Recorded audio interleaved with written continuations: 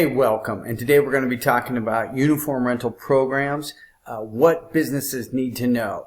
And this is going to be a complete guide to helping you with the benefits, the costs, and the alternatives to make great decisions. So whether you are brand new to uniform rental programs or you've been doing it for a while and just want to get another 10,000 foot overview look, this is going to be a robust program to look at what we got here. So from an overview, you can see we've got what is a uniform rental program, why companies choose uniform rental, what to expect, hidden costs, contract pitfalls, alternative programs, and tip for choosing the right program. Here at SOS, our goal is to help you get the best program at the best price. Outsourcing services is a great way to go. I'm very bullish on it, but you want to make sure and get the best program at the best price. You can get the best quality and have a superior price. Just paying more does not guarantee anything. And so we're going to give you tips and tricks on how to do that. We have that stuff on our website as well. Lots of tools and resources. But let's dive right in and get into this. So first off, what is a uniform rental program? It's a service model where the company owns the uniforms and rents them to you for one weekly fee, which helps out, and we'll get into why that helps your business out so much for one low price. The rental company is going to own the property, launder them, repair, and replace them. It is a complete solution that offers the convenience for you because they handle all the size changes, replacements, repairs, employee turnover. You do not have to worry about that. Also, most uniform rental companies have a wide array of different options for services that make that work. So they're into linens, towels, mats, first aid supplies, just to name a few things. One thing to know, nationally, pretty much there are four market leaders that control all the markets, and that is UniFirst, Centos, Aramark, which is now converted to Vestas, and Alsco Uniforms. They control the markets, they control the pricing, and they're the market leaders. You're going to get some regional and some local operators, but a lot of times they follow suit to the similar protocols at the nationals because they're the market leaders and they control all the pricing and everything and such. So let's get into what are the top reasons to have a uniform service program. Why do people do them to begin with? And this is huge to remember and to keep track of because this is the filter at which you want your decision making to go through. Because you're paying some money, but there needs to be an ROI. There needs to be an outcome. You need to accomplish something with that. And that's always the most important thing to remember. So number one, enhance brand image. Branding your company, making it professional appearance to your customers. That is going to move the needle for your sales and whether people feel comfortable with you, making a good first impression. How about improved customer interactions and confidence? Once again, the same type of deal with that enhanced brand image. People feel more confident that your people are more professionally trained and can handle their services and needs. Boosted employee morale and performance. Teams wear uniforms for a reason, whether it's professional athletes or other teams. It promotes and improves performance. You're going to want to consider this, and also it's an employee benefit. But one of the biggest things is the enhanced workplace security, safety. That is because there are safety features, whether it's for flame-resistant clothing, for high-vis, healthcare and bloodborne pathogens, food processing to make sure the HACCP and all those controls are taken care of, that the product is food and safe is great. And there's also easy identification for security. So keep in mind why you're doing this program, because this is an investment in your business and you're going to want to treat it as such. Okay. How about why companies choose uniform rental? We talked about predictable costs. When you rent something, it's a lot cheaper than buying something outright. And that's what this is. Your monthly costs, you're going to have no upfront purchase, easier to budget, and you can create a stabilized cash flow. So whether your business is growing or not, you're going to be able to budget it rather than have big, huge fluctuations and swings on how much you spend on the program. Professional image, we talked about that. Once again, when you have a company that is consistently investing, doing the repairs, doing the cleaning, you're going to have consistency, and that's important when you have a uniform program. Compliance standards, huge. The large industrial laundries, they have the equipment to get this stuff clean. You need to use steam to get stuff clean to kill a lot of bloodborne pathogens and stuff that's in food and everything like that. You also need the right chemicals. If you're leaving that to chance by having your employees wash it at home, it's just that. there's a chance. And if you need to have stuff special watched for your business and your industry, you want to be careful of that. Also, other compliance standards: high turnover, heavy soils, oils, petroleums, that sort of stuff. That needs to be disposed of properly through a proper wastewater system, so that you don't want to be washing shop towels at your house, because that's contaminating our wastewater and our water supply. As far as how about what to expect, and this is a biggie. Number one, if you're going to rent something, you're going to be asked to sign a contract.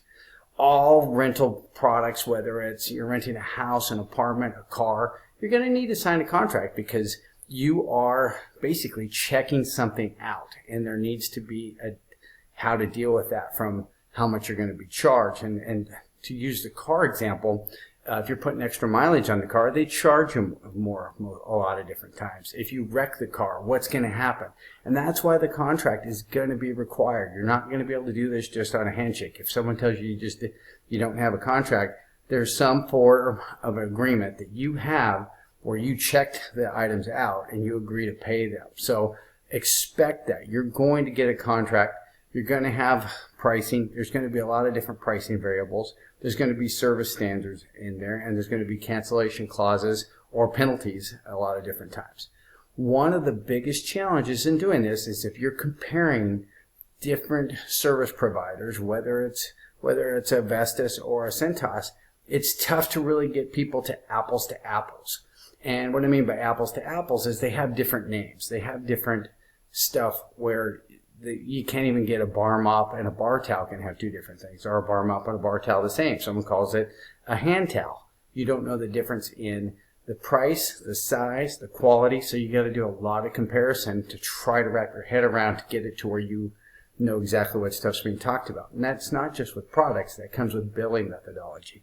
On how they bill on inventory, what percentage of inventory, and then they get into the different names where all their different insurances have different names.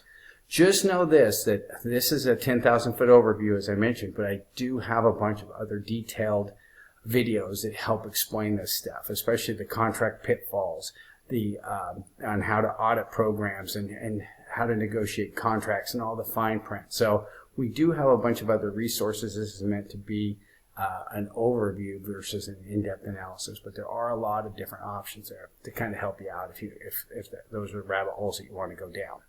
Okay, so as far as you expect also that you're going to need to manage the program or service. Maybe not you, but somebody in your organization needs to be the person that knows as much as possible, that handles the day-to-day operations, that interfaces with the supplier's delivery personnel and their management, as well as handles the day-to-day on your side, that communicates, what is happening. One of the big things is as you add or delete wares and users, you need to make sure and get them off your bill, off your invoice, get the products back so you're not paying for stuff. Because you will find out that if you do not address those situations, your bill can get inflated by having, what I call ghost users, because they no longer work for you, but you're still getting billed for them through the service company. So it's like renting a car and parking it and not driving it, but not turning it back in. As long as you keep that thing rented and keep it in your name, you're going to continue to pay for that over and over and over. And this is something you want to do. One of the big takeaways here is just remember the service provider's goal is to grow the account. Their goal is to make money, to make a profit. And so they're going to want to add products and services onto your invoice, or they're going to want to increase the billings, whether it's prices through loss, damage, or just unit prices or your inventories, to get your invoice to creep up. You're going to see this natural creep. The laundry companies want to grow their business. They are in this to make money, and they're almost all publicly held companies, which their shareholders are demanding to make more profits and to grow. And a lot of these people are on commission. So it's kind of like a fox in the henhouse situation. They are there to help improve their company standing. So beware of that as you manage this program and move forward. And you might already see that if you're in this program. We have a lot of in-depth stuff on how to catch this stuff, stop this stuff, and deal with it. So please check us out. Okay, as far as hidden costs, this is just what I was talking about. Some of the expenses that are in these contracts that you need to be aware of and keep an eye on and negotiate these at the front end, but watch them vigilantly. Here's what we're looking for. There are setup fees. Setup fees by each person on what they add. Now we're starting to get into a lot of bundled costs where the setup fees are into, you'll see emblem insurance and garment prep insurance and some of that sort of stuff. So there's some different ways that you can build this, and you got to do some math and to see what makes sense for you. Service charges, same thing. Environmental service charges. In the past, there were lots of ways they would sneak on these different charges and justify them so that they could it was just straight profit for the company. Yes, there are fees that are associated with that, but it should have been built into a lot of the other fees as well. Loss and damage, a big one. Understanding the difference between loss and damage. There is some normal wear and tear, but at the same time, if you damage something where you paint, if you have an employee that paints and destroys a shirt, it can't be used somewhere else. Remember, these clothes that you're renting are to be put back into circulation so that if someone quits, it can be used in another business. So if you destroy them or if you weld on them, but they're not intended to be welded, and you burn them up, they're going to want to charge you for that. And the same thing is that companies get a little aggressive on the loss charges and the fact that they'll claim that an industry average that you're losing stuff. So stuff to negotiate and keep in mind. Size changes, same thing. There's going to be different stuff where they're going to adjust for sizes, and sometimes for extra large, oversized charge premium, it costs them more, and they like to pass those charges on, sometimes a little more aggressively than not, but beware of that. Underwash fees. Underwash fees, really there's a couple different things, and I talked about ghost employees, and that's also just if you don't turn stuff in. You are renting a certain amount, and even though you are contracting for them to be washed, even if you don't turn them in, you're being charged for them because the investment's been made in the product, and they're expecting you to turn those in. Whether you do or not, that's up to you. So just know that if people are working 5 days a week, but you get them 13 uniforms, which is kind of a program for 6 days a week, you're paying for those extra ones whether they use them or not. So just beware that stuff can add up. Inventory management, inventory control is huge to all of your entire billing and the overall cost of your program. You're going to want to be vigilant on that as well. So as far as contract pitfalls, what to look for, what is often hidden. First off, long-term commitments. I said that you're going to have to sign a contract no matter what. Most programs are usually 3 to 5 years. I know my slide says 2 to 5, but it's usually 3 to 5 when it has garments included. Once in a while, if it's mats only, you can get it can go lower. But this is they need a return to pay off this stuff. The prices are lower to pay this, but it needs to be paid over several years so they can earn a reasonable return. So expect that. That is going to come, and you're going to want to negotiate that. But more importantly, you're going to negotiate the pricing with that. As far as automatic renewals are built into every agreement. All of these agreements were written by your service provider's attorneys, so they are one-sided, built for them. And so there's stuff that you want to understand and negotiate this stuff along the way.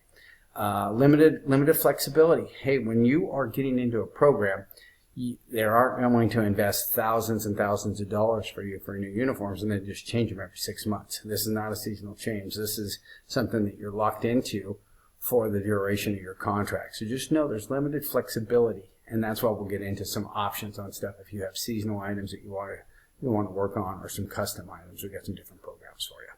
And remember, you aren't going to own this stuff. You are renting it, and when you rent it, this is not like a lease to buy situation.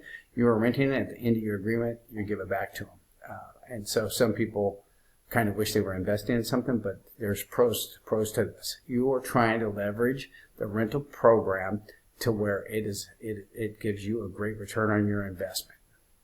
Okay, alternatives to rental programs. So I want to give you some options on what some stuff can look like on that. And that is, there's lease, purchase, and hybrid programs. And so a lease program is similar to a rental program, but washing isn't included. And so it's a little bit cheaper, but the company still manages all that. Many companies manage this differently, and sometimes it's not even available, or sometimes they basically charge the same price as a rental. So that can be hit and miss. Purchase program, just exactly like it sounds, where you go out and you buy stuff. And, sometimes people will do a purchase program and then they try to get a company to wash the stuff for them. Some of the challenges with that is that's harder than it sounds for a big, huge industrial laundry company. While they have capacity, it's not in their flow, and they have a lot of huge washers and dryers. I mean, we're talking 450 to 900 pounds or situations like that. So if you have 20 shirts that you need washed, that doesn't fit into their business model. So a lot of times that doesn't work. But the purchase, unless it's kind of co-opted with a local dry cleaner or a specialized service. Now we'll get into the hybrid programs, and that is what I've seen that has worked the best. And that is where you combine rental and purchase programs for the ultimate flexibility. So you can rent, as you see, when do you want to rent? Well, first off, you want to rent in heavy soil environments. The type of stuff like oil, gas, food processing, and safety stuff. That and medical. Those are the things where you want to rent, as well as high employee turnover, because you want to use the flexibility. Those are the ideal times to rent. That's your best return on your investment, and that's what the program's designed for. Now, when do you want to buy? You want to buy on low soil environments, seasonal items. So, and when I say seasonal items, consider stuff like jackets. Like, you know, if you live in Phoenix and you're doing something, do you want to rent jackets all year round? No, they're going to wear them just a couple times, even if that. Or even maybe people only wear jackets for 2 or 3 months, but you can get new jackets every year, embroider them, or do something custom like that. So those are great ideas. Seasonal environment, seasonal items, other seasonal items. Let's talk about custom embroidered items. You definitely want to, anything embroidered, I'd buy that. Don't rent that, because if you rent it, you're going to end up just buying it at the end anyway. You're going to sign an agreement that you don't realize that they're going to charge you to rent it, and then they're going to charge you the full price to end to buy it. So I would not do that whatsoever. Long-term cost savings, yeah, when you buy stuff, there can be some long-term cost savings, but it depends on the item and how it fits into your business plan.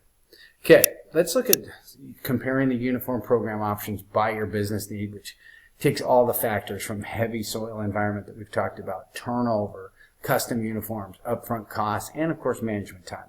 One of the most important things and benefit is the management time, and that's why renting or leasing come in handy, because now the companies do all the warehousing for you. They do all the management. They handle all the turnover. They handle all the size changes. They handle the repairs and the upgrades.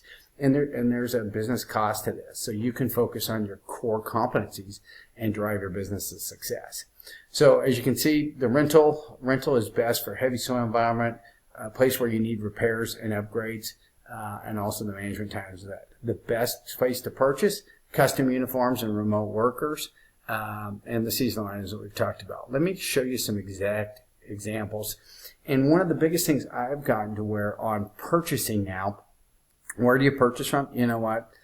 Amazon, as much as sometimes Amazon is the best. Amazon has now all your major suppliers on there, and you can get the uniforms and everything that you want. And you see, because the return policies are so good, the delivery is so fast. I mean, anybody that lives in a major metropolitan city, I mean, sometimes you order the stuff at 9 o'clock at night and it shows up at 4 in the morning.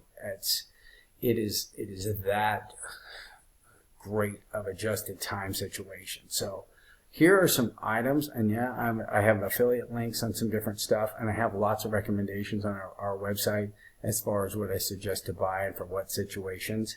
But a lot of these items are rental items that I don't think you should be renting. I think it's more cost effective to buy and use this part as your hybrid program. So first off, I'd buy specialty mats in terms of scrapers, anti-fatigues, the ones that aren't really washed. They'll say they're leased and then they'll wash them, you know, on demand or occasionally. But the ROI on this is you can buy this stuff. Scraper mats, anti-fatigue mats are great. Pig mats, which are adhesive mats, have something become very, very popular, especially in, say, grocery stores and different places where there's water or carts and that sort of stuff. These are adhesive mats that can be customized, and so instead of having mats that can kind of bunch up, they stick to the ground, and you can vacuum them, you can wash them, and then every now and then you can replace them when you need to. But there's a great ROI on that. And then on the seasonal items, you have everything from Red Cap to you name it on. Red Cap, which I love, which is made in America company, and the products hold well up, have been tested in time in the industrial laundry industry, but they have great stuff, and there's a lot of other stuff, and as we all know, Amazon has great reviews and a great return policy. Beyond table skirts, that kind of deviated into the linen program side here. It's just an idea of other stuff that can be done on the linen side as well, and linen, towels, everything like that. Okay, so let's get into the tips for choosing the right program. There is number one, define your purpose. Going back to, hey, why are you doing this? And don't forget that, whether it's image, safety, sanitation, security, or employee benefit, stick to that and use that as your filter on why you're doing this, and continue to use that filter as the program progresses, and maybe you just get used to running it and paying for it. But there is a reason why you're investing this money, and that is the most important thing to keep track of and maintain your loyalty to. Consider your employee input. Hey, employees are the ones that are going to wear the uniforms, and you have your objective, but you want to get the team on your side to be able to like it and want to do it, and be your coaches and your cheerleaders for this program and be proud of the product. And finally, explore all options. You're going to want to become the expert or have somebody that is the expert, and you're going to consult the providers and try to get that apples to apples comparison, figure out the best rental and purchase solutions. A lot of these major 4 companies have direct sale divisions, and they can bundle stuff up. So you're going to get to make those choices and what works, and sometimes it can simplify, because a lot of the reasons we're doing this for is to also the convenience of a program. This is not the most important part of most people's businesses. It's a part of the business to help them succeed. So that's pretty much it for today. As I said, I have a bunch of other tools and resources. You can go to my website at curtiskimball.com. Please subscribe down below and take a look if you want to do a deeper dive in all the different other topics, which is pretty much everything uniform and linen services. Save on Services, we are here to help you, educate you, teach you, and we have other assistance from consulting and stuff as well. But appreciate your time. Have a good one.